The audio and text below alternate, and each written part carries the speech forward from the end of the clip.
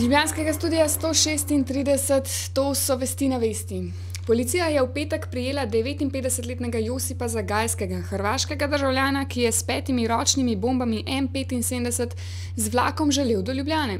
Tam je naklepno hotel izvesti bombni napad, katerega tarča naj bi bila po podatkih policije visok slovenski državnik. VD generalnega direktorja policije Janko Goršek je na izredni novinarski konferenci medijem povedal, komu se državljani lahko zahvalimo, da ni prišlo do tragedije. Da se resnično lahko samo vztrajnosti, doslednosti pa pogumnosti policistov, ki so izvajali in pričeli izvajati postopek preverjanja oseb po šengenskem informacijskem sistemu, na podlagi česa so izločili imenovano osebo, v nadaljevanju osumljenca in kasnejši reakciji na policijski postaji zahvalimo, da ni prišlo do tragedije.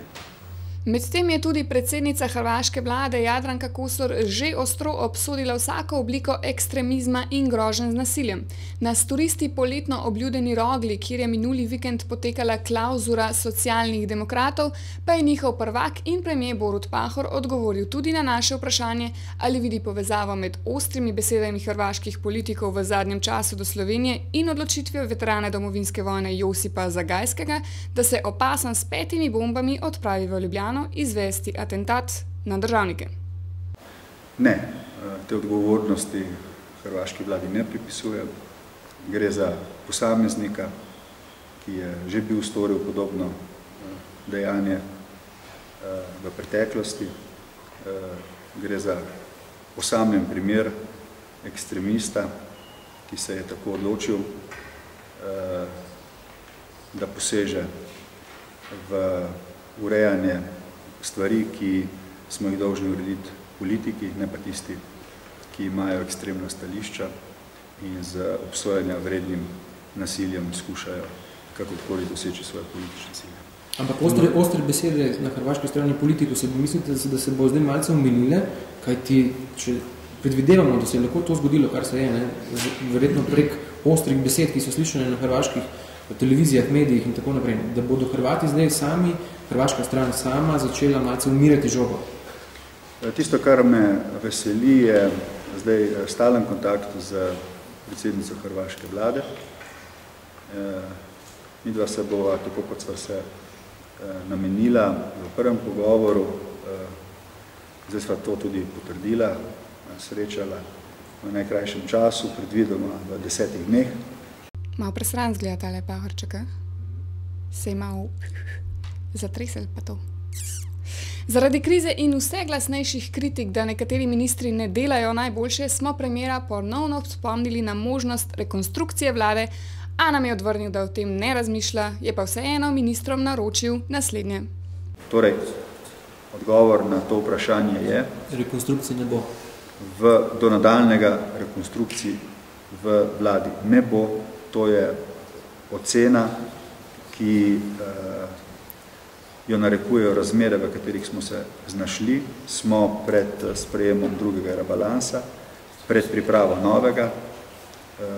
Ne ocenjujem, da je sedaj pravi čas za to, da bi se koalicija ali vlada ukvarjala z zamenjavami. Če pa in ko bo kdo od ministrov ali ministric menil, da ni kos naloga, pričakujem, da mi bo to tudi dovolj zgodaj povedal, da bom lahko glede tega dovolj zgodaj začel načrtovati spremembe, ki bodo iz tega izhajali.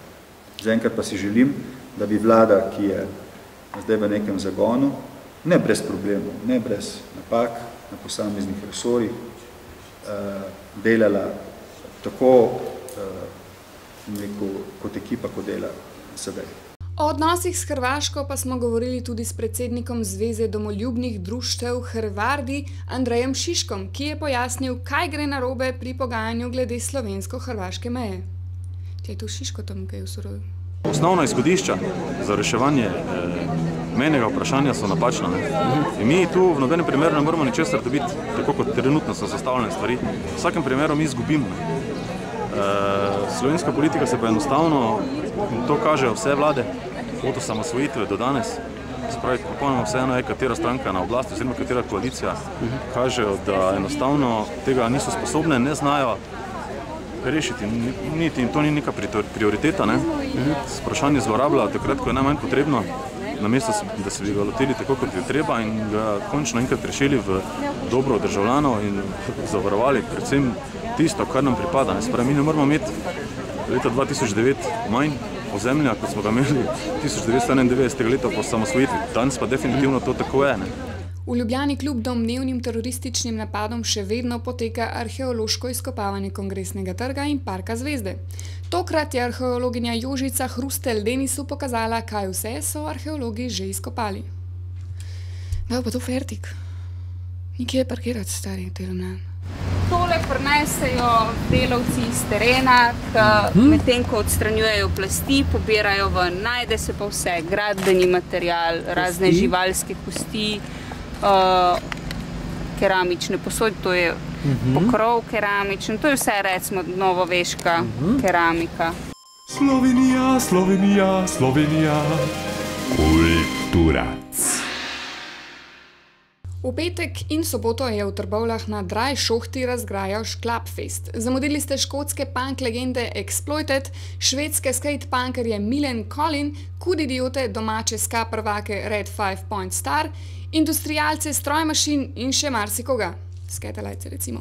Za sline cedit pa zvezde sobotnega večera The Toy Dolls.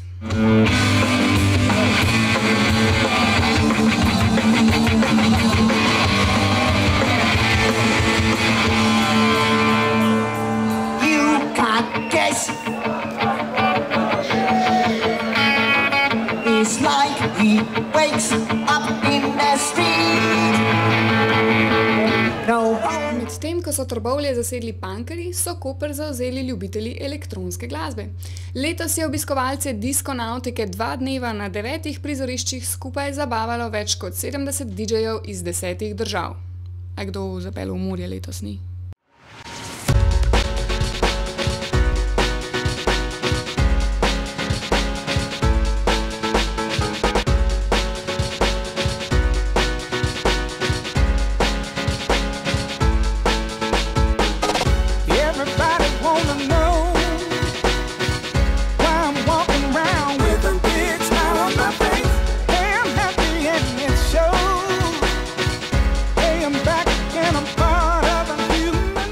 V soboto se je zaključil italijanski reggae festival Sunsplash, na katerem je bila največkrat slišana pesem Redemption Song pokojnega Boba Marleya. Freddie McGregor jo je posvetil ameriškemu predsedniku Baracku Obami.